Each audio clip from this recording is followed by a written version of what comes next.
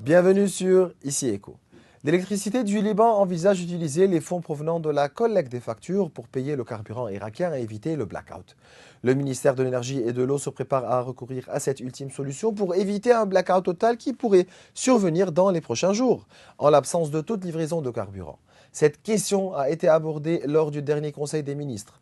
À titre indicatif, le fournisseur public d'électricité dispose de fonds en dollars et en livres libanaises, mais ces derniers ne se trouvent pas sur son compte, car les institutions et administrations publiques n'ont pas encore réglé leurs factures impayées. Ces factures couvrant la période de novembre 2022 à juin 2023 devraient être réglées grâce à une avance du Trésor de 6 850 milliards de livres. Cependant, seulement 1 000 milliards de livres ont été transférés à l'EDL. Étant donné que le carburant irakien est payé en livres libanaises, l'EDL a pu conserver ses dollars pour acheter davantage de carburant nécessaire au fonctionnement des centrales électriques, ce qui permettrait d'augmenter la production d'électricité. D'autre part, le secteur immobilier au Liban connaît une forte demande en ce moment en raison des développements sécuritaires dans le sud. Mais en général, le marché immobilier au Liban reste dans un état de stagnation qui l'a frappé depuis le début de la crise, malgré l'amélioration des prix dans le secteur. Cependant, l'arrêt du marché a eu des répercussions qui ne se sont pas limitées à ce secteur spécifique, mais ont affecté toutes les industries qui en dépendent pour leur activité. Cependant, cette stagnation a également contribué à l'augmentation du taux de chômage. Les raisons derrière les difficultés rencontrées par ce marché sont nombreuses, notamment l'arrêt des prix immobiliers.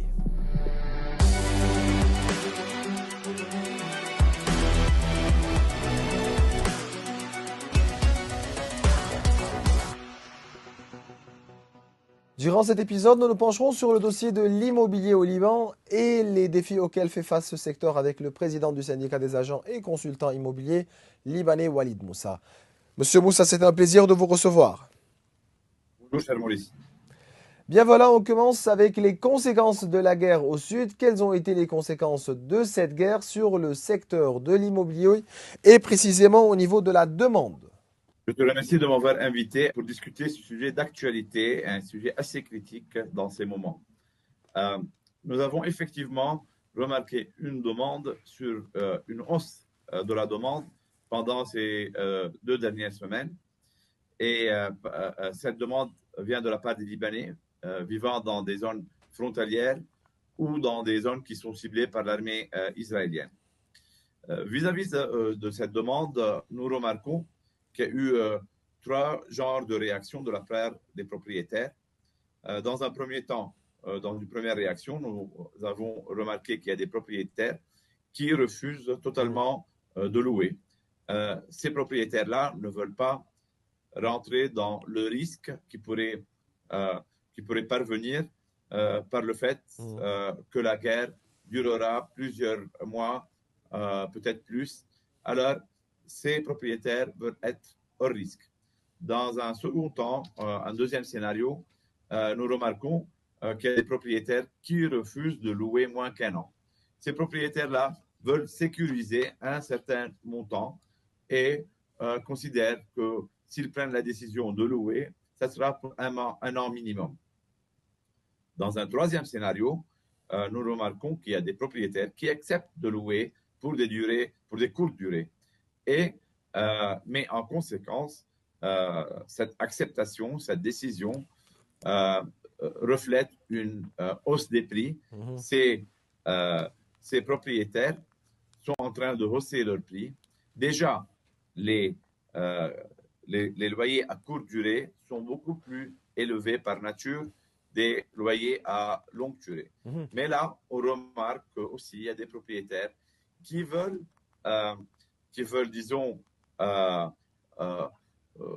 qui veulent prendre le risque, mais en même temps, ils disent que si nous prenons ce risque-là, et on veut avoir, ils veulent augmenter le prix d'une Mais c'est ça, façon c'est pour ça. à Donc, être le. donc, vous voulez dire que certains propriétaires ont eu recours à une augmentation qui est folle au niveau des déloyers.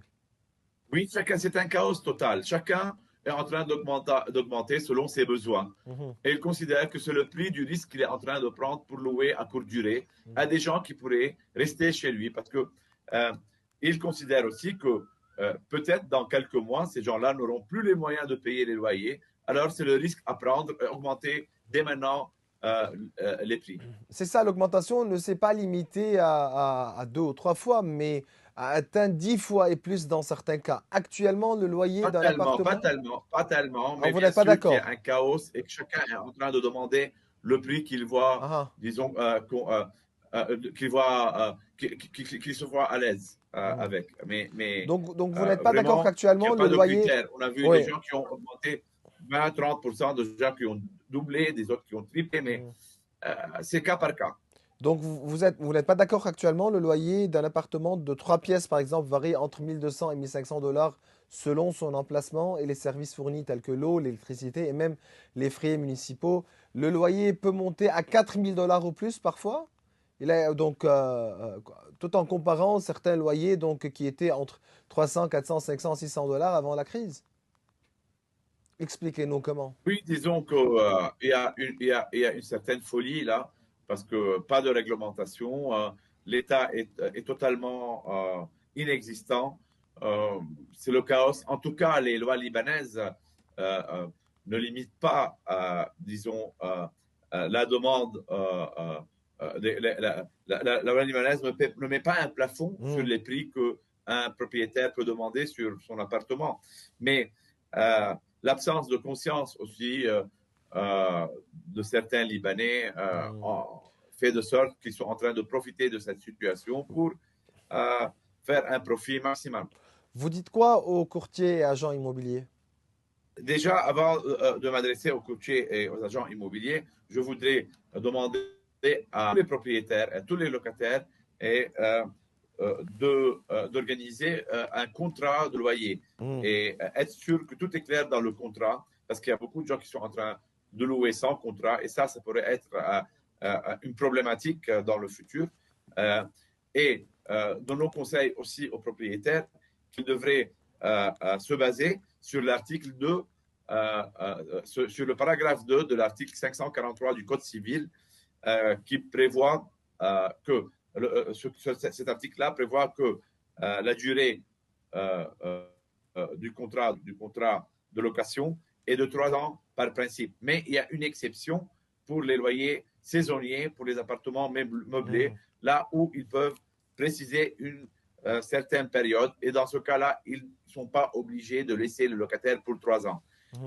Ce conseil-là est très important pour éviter dans le futur un problème si une guerre aura lieu et le locataire ou le propriétaire sera obligé de le laisser pour 3 ans, ou s'il n'y a pas de guerre et peut-être certains locataires voudraient prendre, disons, avantage du fait que le loyer est considéré pour 3 ans par principe. Ça, c'est le conseil que je donne aux Hmm. propriétaires et aux locataires. Donc, et vous Concernant dites quoi les aux agents agents et aux immobiliers, courtiers immobiliers? je voudrais demander, et je l'ai déjà demandé à plusieurs reprises, de ne pas rentrer dans ce jeu de hausse de prix et de ne pas jouer un rôle négatif entre le propriétaire et le locataire en haussant le prix, parce que nous sommes dans une situation Hmm. assez délicate, une situation qui nous oblige à jouer un rôle éthiquement correct. Et au contraire, quand nos agents voient peut-être une exagération, ils doivent intervenir pour, disons, pour faire de sorte que la logique y revienne dans la demande, Hmm. dans les prix qui sont demandés. Selon les statistiques de la gestion des catastrophes, le nombre de déplacés a atteint 83 000 à peu près. Donc, un grand nombre. Oui, en plus, on remarque l'absence du gouvernement en ce qui concerne cet exode qu'on est en train de remarquer, un exode, une migration Hmm. d'une région à une autre. Et il y a une peur, cher Maurice, il y a une peur aussi des habitants de certaines régions. Ils disent que nous ne savons pas qui est en train de venir, disons, louer ou Hmm. s'installer dans notre région, parce que les armées israéliennes, comme on voit, ont ont des cibles déterminées, des gens déterminés. Mm. Alors, comment savoir qui s'installe et qui ne s'installe pas dans certaines régions? Ils ont peur que peut-être certains gens viennent s'installer et qui sont ciblés par les armées israéliennes qui pourraient représenter un certain danger. Moi, j'essaye de vous donner disons, de refléter une certaine vérité. Vous êtes encore convaincu que nous sommes vraiment dans la pire période que le secteur immobilier ait connue depuis 30 ans? Oui, bien sûr. Et surtout maintenant, là où il y a cette l'instabilité qui est survenue maintenant de nouveau, le danger qui survient fait de sorte que l'investisseur ne veut pas prendre de risques. Alors, bien sûr, il y a des gens, mais ce sont des exceptions, qui considèrent que c'est le moment d'acheter. Mm. Euh, il y a beaucoup de gens qui attendent des circonstances pareilles pour acheter, mais ça, on ne peut pas généraliser sur le marché libanais. Absence de crédit, on a les cadastres, surtout maintenant, sont toujours fermés. Insécurité politique, même maintenant, il y a une insécurité au niveau non seulement politique, on est dans une guerre. Les gens sont en exode et on est vraiment, le secteur est vraiment touché par cette crise qui n'arrive pas à terminer. Et sans secteur bancaire, sans situation, disons, une stabilité sur tous les niveaux, le secteur immobilier ne pourra pas dépendre seulement des valises en cash qui viennent pour investir dans le secteur immobilier, parce qu'on me dit de temps en temps qu'il y a des ventes qui se passent.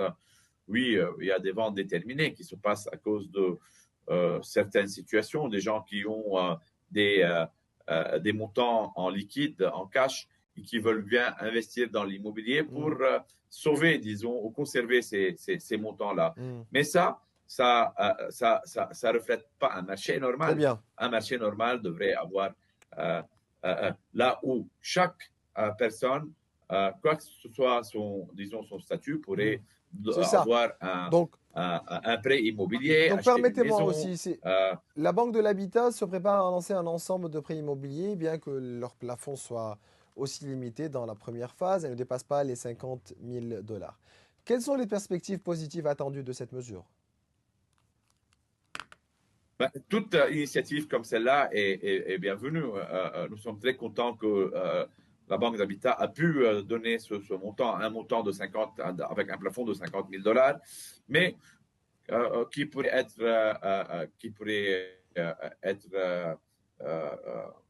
bénéficier les gens qui vivent dans les villages, dans les zones, disons, éloignées des villes.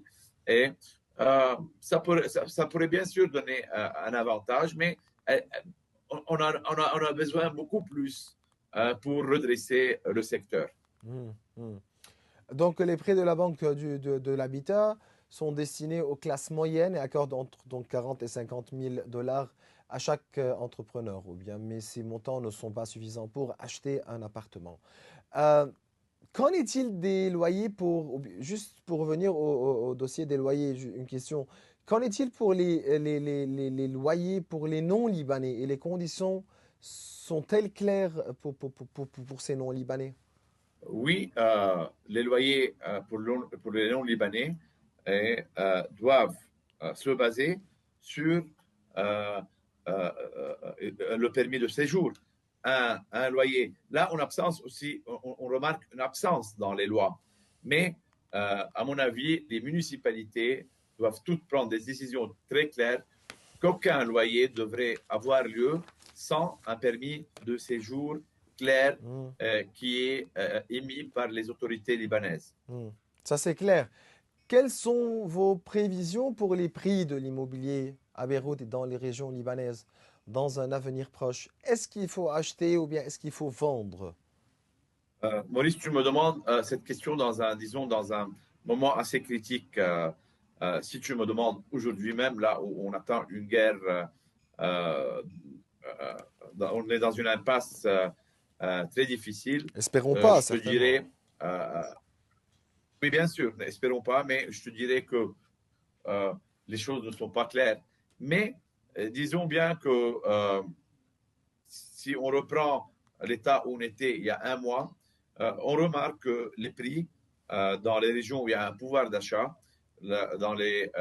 disons dans les régions où il y a une diaspora avec un pouvoir d'achat élevé, là où il y a des gens qui vivent au Liban et qui sont en train d'avoir un accès du dollar, on remarque comme une augmentation des prix de nouveau. Et dans les régions comme Beyrouth, disons au centre-ville, Ashrafie, Ras Beyrouth, Raouché, Ramat el-Baïda, toutes ces régions à pouvoir d'achat élevé à Beyrouth, Fa'ra, Faraya, peut-être dans les côtes de Batroun, Amchit, pied dans l'eau. Toutes ces régions-là, on a vu un redressement des prix. On est maintenant peut-être à 20% de moins de l'époque de 2019. Alors, on est descendu jusqu'à 50% pendant la crise. Et maintenant, le redressement fait de sorte qu'on est à 20% seulement de moins de l'époque de 2019. En contrepartie, dans les régions disons, où le pouvoir d'achat est beaucoup moins élevé, qui dépend de la classe moyenne et des employés libanais qui travaillent dans les sociétés libanaises et qui ont besoin de prêts pour pouvoir acheter leur maison. Là, on est toujours à moins 50% des prix de l'époque de 2019. Alors, le secteur immobilier se divise entre riches et pauvres, comme on remarque que la société libanaise s'est divisée après la crise. Il n'y a plus de classe moyenne, il y a riches et pauvres. Et là, le secteur immobilier suit cette société-là. Et on remarque qu'il y a des régions où il y a un redressement et il y a des régions qui est toujours à 50% de moins de l'époque précédente. Très bien. Est-ce que toutes les transactions immobilières ont été enregistrées au cours des dernières années, car il n'était pas possible donc ou bien au cours des 3 dernières années, de déterminer le nombre exact de transactions immobilières, car on ne sait pas combien d'opérations immobilières ont été effectuées chez les notaires. Question intéressante. Non, pas du tout. Il y a toujours des transactions, des contrats de vente qui ont été faits, mais qui ne sont pas enregistrés, surtout dans la région du Mont-Liban et du Matin. Là, il y a des milliers de contrats qui ne sont pas encore enregistrés. Et on attend qu'ils finissent, disons, de ce processus pour vraiment savoir quel est le mal qui a eu lieu dans les années précédentes et qui a acheté et quoi. Ça, c'est clair. Ma dernière question, si vous permettez, en ce qui concerne les registres fonciers. Donc, est-ce qu'ils fonctionnent normalement ou bien non? C'est encore la catastrophe. Ça se passe comment? La catastrophe existe toujours au Matin, au Mont-Liban. Et dans certaines régions du Mont-Liban, dans des régions comme Beyrouth, le nord, le sud, les choses sont un peu plus, disons, acceptables. Les registres fonciers sont en train d'ouvrir 2 à 3 jours par semaine. Ça fonctionne, mais lentement. Où vraiment la catastrophe continue, c'est dans le Matin, par exemple. Là, ils n'arrivent pas à finir des contrats qui ont été faits dans les dernières années. Ils n'ont pas le personnel. Ils ont peut-être un personnel qui a été transféré du ministère des Finances, mais le nombre est toujours limité à en finir avec les contrats qu'ils ont. Et on n'arrive pas à enregistrer de nouveaux contrats. Non pas, ils n'ont pas fini des anciens contrats, mais ils n'arrivent pas à ouvrir pour accepter de nouveaux contrats. Et ça prend du temps et ça traîne. Et on ne sait pas vraiment jusqu'à quand ça va traîner de cette façon. Bien voilà, le président du syndicat des agents et consultants immobiliers libanais, Walid Moussa, je vous remercie. Merci Maurice et à bientôt. Et voilà mes chers téléspectateurs, nous arrivons à la fin de cette émission. Vous pouvez revoir tous nos épisodes sur nos réseaux sociaux. Au revoir.